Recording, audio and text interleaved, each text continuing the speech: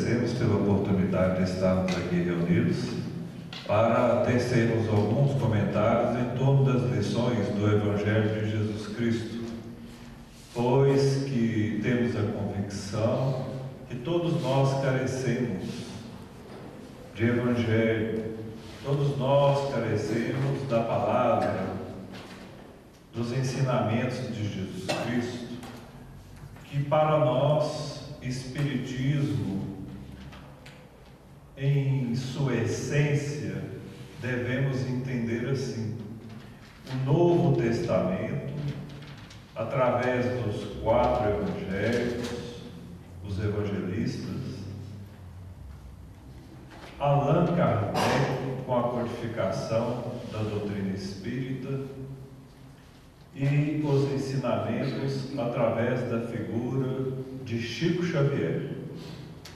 Então, para nós, Espiritismo em essência estaria muito bem representado aí.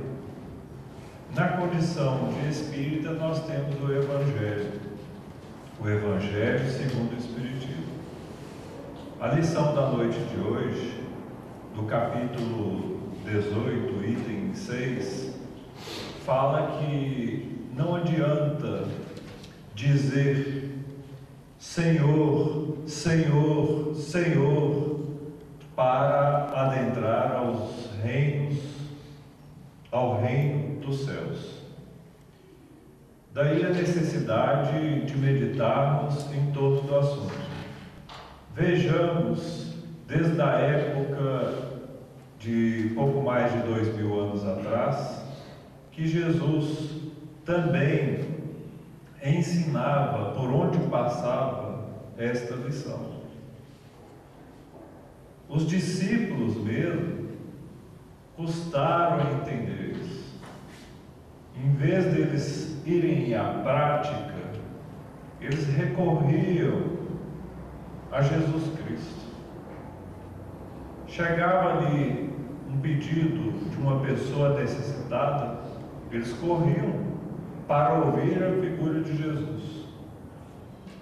Se aproximava ali uma pessoa paralítica, eles iam atrás de Jesus: mestre, essa figura, essa pessoa é paralítica.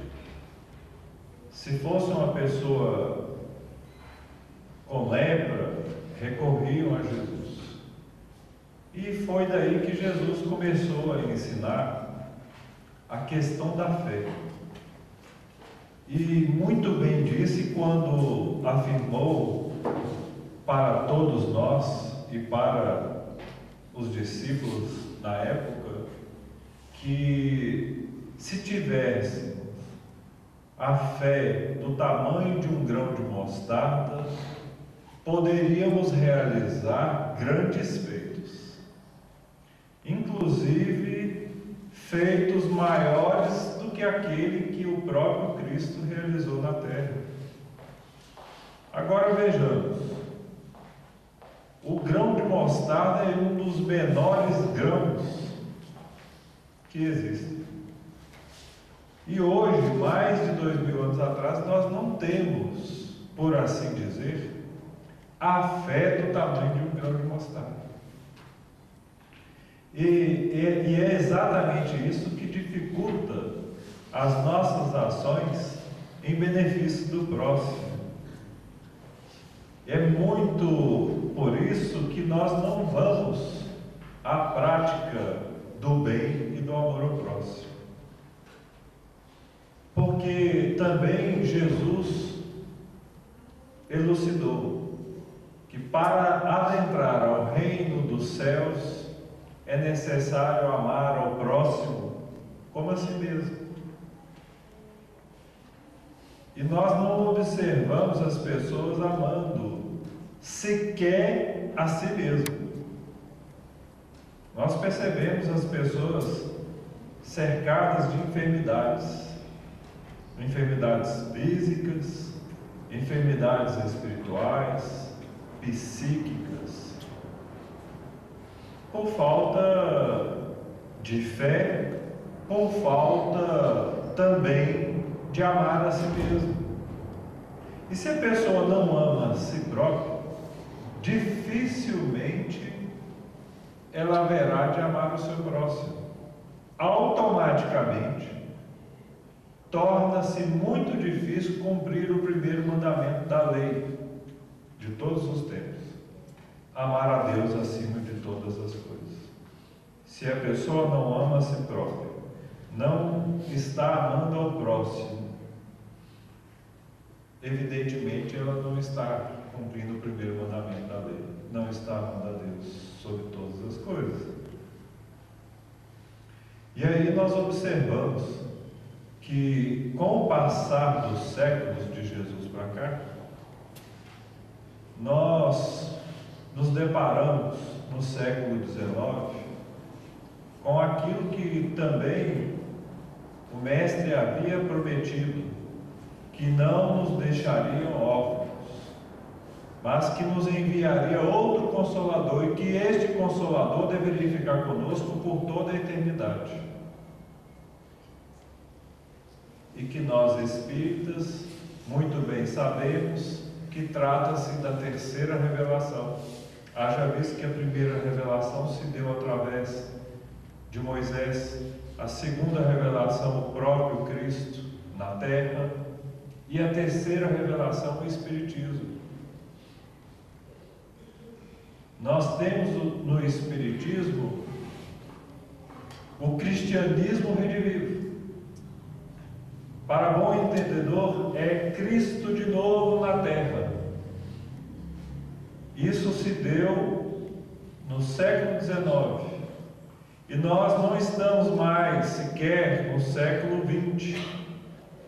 Nós já estamos no século XXI. E a doutrina espírita, contudo, avançou, principalmente através da figura de Chico Xavier, em torno de dois espíritos, benfeitores da nossa humanidade, Emmanuel e André Luiz. Então vejamos, dentro do Espiritismo, nós temos elucidações de ponta, completamente atualizada, para que não venhamos a nos perder em nossas ações, para que não venhamos perder tempo em torno das conquistas principais.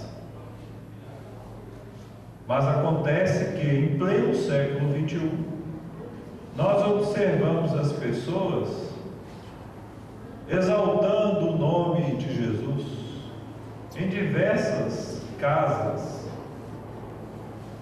de todas as religiões. Marca ali um determinado dia, um determinado horário, e ali fala o nome do Senhor em bom tom. Mas estamos observando as pessoas padecendo. O que adianta a pessoa ir no templo religioso, seja ele qualquer, e falar em nome de Jesus e não cuidar de si mesmo?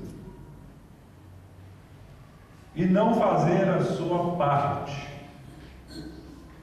Faça a sua parte que eu vos ajudarei. Nós observamos as pessoas querendo colocar tudo na conta do Senhor. Que Deus tudo pode. Não se preocupe, que o Senhor está na frente. Deus tudo provê. Jesus tudo nos auxilia. É verdade. Mas nós precisamos urgentemente passar a fazer o papel de cumprir com as nossas obrigações. E no campo espírita, nós acompanhamos confreiras ou confrades espíritas também exaltando-se assim. Os espíritos sabem tudo, os espíritos nos auxiliam. Olha, tem uma pergunta de Allan Kardec feita para os espíritos responderem. Os espíritos nos influenciam? vem a resposta lá dos Espíritos Allan Kardec. Muito mais que podeis imaginar. São eles praticamente que vos guiam. Que vos guiam. Então nós temos aí sim uma ordem de espíritos que nos guiam. Agora, que ordem, que tipo de espírito anda conosco? Que tipo de espírito te acompanha?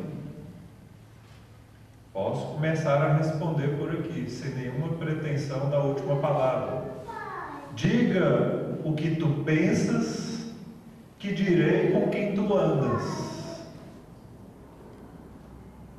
Bem, a verdade, a nossa humanidade vem pensando muito mal. E por pensar muito mal, atrai espíritos de ordem inferior. E aí nós encontramos as pessoas espíritas dizendo assim: aqui os meus guias estão comigo. Meu guia espiritual está comigo, está me dizendo assim: muito cuidado, para não correr o risco de ter um guia naquela condição que está guiando o outro, cego guiando cego. Eu já vi muito isso por aí. Então daí a importância de começarmos imediatamente de fazer aquilo que devemos realizar, aquilo que nós mesmos propomos a fazer quando ainda estava na espiritualidade. Nós necessitamos do crescimento moral. O intelectual é importante,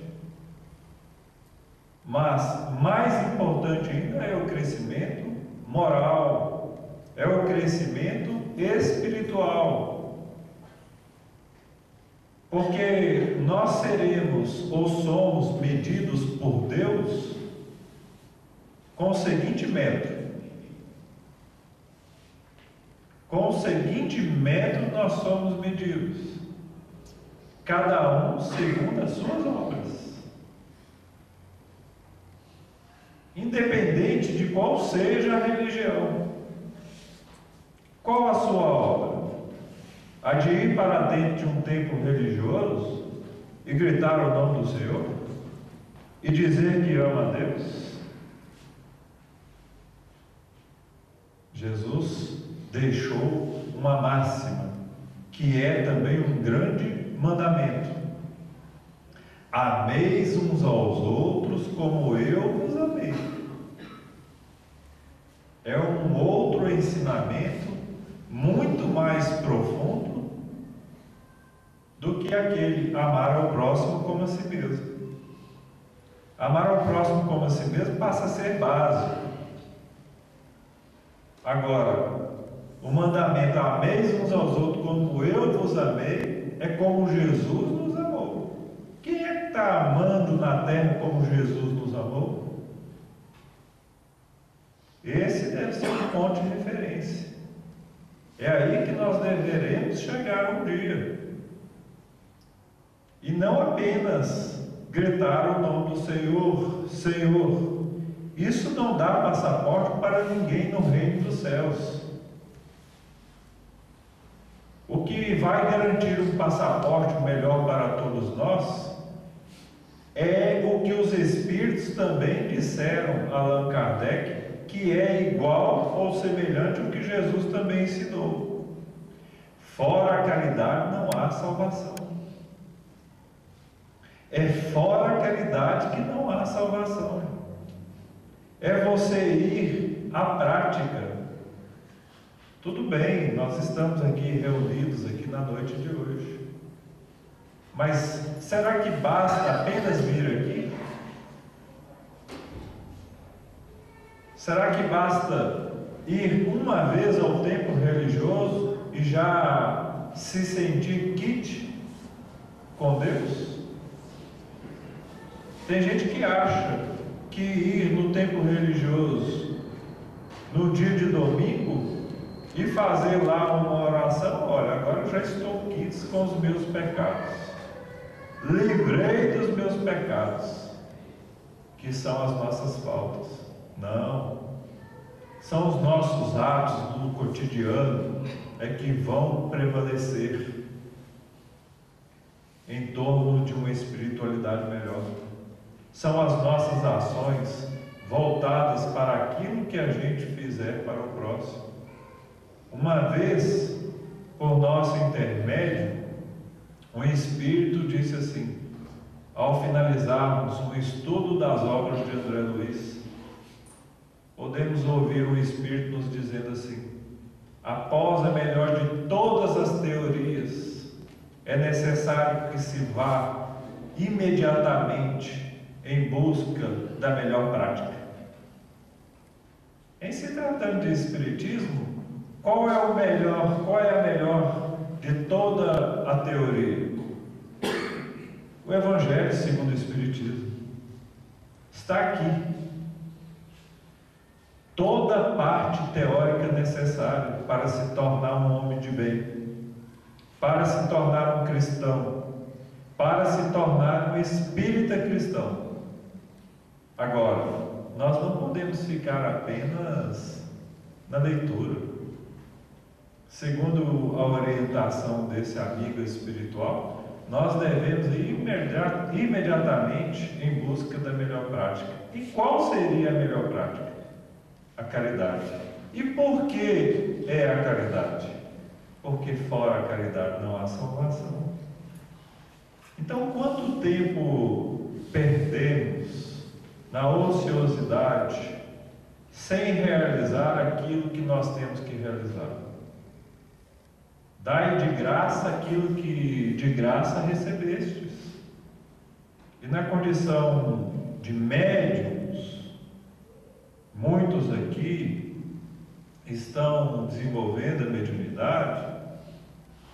Na condição de médium, nós temos que receber a mediunidade, que é gratuita, e nós temos que aplicá-la em prol do próximo de forma gratuita. Mas nós devemos aqui abrir um parênteses para uma observação. Na maioria das comunicações espíritas, enviada por um determinado espírito, nós devemos vestir a carapuça primeiro em nós mesmos. Fecha o parênteses. Nós devemos fazer análise desta mensagem como se ela fosse primeiramente direcionada para nós. Você pode até estar recebendo, por exemplo, uma psicografia destinada a uma outra pessoa, mas o bom médium, ele tem que assimilar aquela mensagem primeiro para ele. Principalmente se o espírito estiver ali dando um puxão de orelha. Porque tem muito médico que fala assim: ainda bem que essa mensagem não é para mim, é para fulano. E isso é válido mediunicamente, não apenas para a psicografia, mas para a psicofonia e demais mediunidades. Só que a gente não observa os médiuns agindo dessa forma. É incrível, mas nós percebemos médiuns ainda achando que mediunidade também é uma coisa somente para quatro paredes. Para um determinado dia específico, naquele horário ali de 40, 45 minutos, eu vou desenvolver minha mediunidade. Vai lá para dentro daquela sala, se tranca, praticamente isolado fisicamente, sai, estou quitte com a minha obrigação mediúnica. Lê do engano, queridos irmãos. É um grande equívoco. O médium, ele tem que ser médium 24 horas. Não que ele tenha que sair aí mediunizando, mas nas suas ações, perante a sociedade, perante a família, perante a sua esposa, o seu esposo, perante os seus filhos, é lá no seu trabalho que você tem que ser médium. saber receber muito bem uma pessoa, saber doar ali para aquela pessoa que às vezes vai, como último recurso, buscar ali os seus ofícios. Aí a pessoa está lá naquela repartição, trabalhando, aí pega e fala: isso não é comigo, deixa a pessoa ir embora. Não, muitas das vezes tudo isso é direcionado para você pegar e resolver, solucionar o problema da pessoa, seja em qualquer área. Se você é da área da saúde, você é um médico da saúde. Se você é um médico, se você é um enfermeiro, você é médium lá na sua atividade. Ou você imagina que os espíritos não te inspiram, não te intuem a fazer um determinado curativo mais adequado, fazer uma incisão, fazer um corte, fazer uma cirurgia na condição de médico? Tudo isso é mediunidade. Mas o que a gente às vezes observa é o médico deixando o paciente à míngua. Ah, mas está falando do médico, então não é comigo. Não, se você trabalha lá na portaria do hospital, você é o médium daquela portaria. Ao recepcionar as pessoas, os espíritos estarão ali a te observar. Como é que você lidar com o público em necessidade? Ah, não, eu sou médium. Tal dia, tal horário eu tenho que estar na casa espírita para praticar a caridade mediúnica. Equívoco é lá fora onde você está que nós somos medidos, que nós somos observados. E como diz os Espíritos através de Allan Kardec, é como nós somos guiados. Agora, qual tipo de Espírito que está te guiando? Se você põe a pessoa porta fora, é um Espírito bom que está te guiando? Se você é da área da educação, você é um professor, você lá só vai e joga o conteúdo, você tem que ter a responsabilidade de estar ali para poder aplicar o melhor conteúdo do dia, para que aqueles alunos possam um dia atingir o seu objetivo maior, chegar em um estado profissional, tendo uma conduta melhor direcionada. Vocês acham também que o professor não é médium? Na hora lá de redigir uma redação, será que a pessoa não é inspirada? Não é intuída? O psicólogo, na hora de transferir uma palavra no campo da psicologia para uma pessoa que necessita, ou até mesmo no campo da psiquiatria, aquele doente enfermo no estado mental, psíquico abalado, será que os médicos nessas circunstâncias não são médiums naquele exato momento? Será que na hora de aviar uma receita não tem um espírito ali do lado, indicando qual a receita melhor ser aviada naquela consulta? É claro que sim. Evidentemente que sim. Se você é do ramo da segurança, quantos policiais estão dentro de uma viatura e às vezes passa ali por um veículo e vem imediatamente ali, olha, uma atitude suspeita, e vai lá verificar e encontra o delito? Não é uma inspiração, não é uma intuição, combatendo o tráfico, combatendo o roubo, combatendo os crimes hediondos? Será que não há ali também uma inspiração espiritual? Evidentemente que há. O pai, na hora de educar o seu filho, será que não tem ali um espírito protetor daquela família que auxilia na hora de transmitir uma boa educação? Evidentemente que sim. Em tudo nessa vida nós temos ao nosso lado um, dois, vários, ou uma falange de espíritos ao nosso redor. Nós estamos aqui fazendo um comentário neste salão, vocês daí estão pensando, nós também do lado de cá estamos pensando. E o que é mediunidade? É pensamento a pensamento, nada mais do que isso.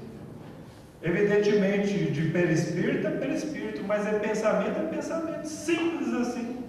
E tem gente que complica os conceitos da mediunidade, os mecanismos da mediunidade. Se você pensa, você já pode estar sendo assessorado para o bem ou para o mal, através de um espírito. Então o importante é nós cuidarmos da nossa obra, não perder o tempo. A ociosidade tem tirado grande oportunidade de trabalho voltado para Jesus, na condição de nos tornarmos cristãos. Não adianta ficar com os braços cruzados e dizer: eu louvo o Senhor, eu amo a Deus, eu sigo a Bíblia. Não adianta você pegar a Bíblia e colocar ela debaixo do braço e sair a caminhar. Isso não vai te dar salvação. Não adianta você pegar a Bíblia e o Evangelho e colocar no painel do carro, aqui eu estou protegido. Não adianta você pegar o Evangelho e colocar em cima de uma mesa lá do seu trabalho. Vai depender das suas ações e de que você estiver pensando. Você pode ter o Evangelho e colocar lá em cima da mesa e agir com crueldade, e agir com tiranismo, e agir com maledicência, com falta de respeito, com falta de educação. Não, é cada um segundo as suas obras. Eis o caminho para adentrarmos a um reino espiritual melhor, a um mundo espiritual melhor, a uma condição espiritual melhor. Ninguém vai querer saber qual era a sua religião quando você chegar na espiritualidade. Ninguém vai querer saber qual o seu trabalho, em que você trabalhava aqui na terra. Mas vão querer saber o bem que você praticou na terra e o mal que você deixou de fazer aqui, que você deixou de realizar. Então, queridos irmãos, já vamos aqui preparando para finalizarmos. Nós estamos a caminho da luz. Nós não somos a luz. Diz Emmanuel, estamos a caminho da luz, através de Chico Xavier. Não somos a luz, mas nada impede de buscarmos a luz, de buscar acender o nosso espírito para uma condição melhor. Nada nos impede, mas o que temos que realizar? Grandes feitos, aproveitando as oportunidades. E quando nós dizemos aqui grandes feitos, é praticar o bem. É um grande feito. Nós não podemos esquecer que a última frase de Jesus na cruz: Pai, perdoe, porque não sabe o que fazem. Ora, isso tem mais de 2000 anos. E nós observamos que o atraso espiritual na Terra ainda é tão grande que a nossa humanidade ainda parece perdida, sem saber o que fazer. Mas em uma reunião pública como essa, nós não podemos deixar de falar. Se você até hoje não sabia como fazer, é muito fácil. Pratique a caridade, pratique o bem naquilo que você melhor desenvolve, naquilo que você tem aptidão para fazer. Não queira ser o médium de todas as possibilidades mediúnicas. Uma das maiores médiums que eu pude observar dentro de casa espírita era uma senhora mais ou menos de 75 anos, que cuidava das águas para ser fluidificada. O trato, o carinho que ela agia com aquelas águas, desde a hora de buscar água, de adicionar ali em cada copinho, não falava com ninguém. Aquilo ali ela estava em pensamento, transmitindo ali pensamentos salutares, fazendo o papel dela, onde certamente os espíritos estavam agindo também por intermédio dela, depositando ali, adicionando ali as psicomoléculas necessárias para o tratamento contínuo, físico e espiritual de cada uma daquelas pessoas que recebeu aquilo lá. Mas a pessoa quer ter evidência, clarividência, psicografia. Não, aplica um passe. Você já está realizando um grande feito, mas aplique o passe. Então que Jesus nos abençoe, que Jesus nos inspire e principalmente nos envolva em coragem necessária para darmos talvez o primeiro passo em busca desta luz. E esta luz para nós, a nossa humanidade terrena, chama-se Jesus Cristo. Não basta apenas dizer Senhor, Senhor, Senhor. Pratique e haveremos de chegar lá em uma velocidade muito mais rápida, certamente, do que aqueles que imaginam que basta apenas crer, mas que não sabem ou que não realizam o fazer como deve ser feito.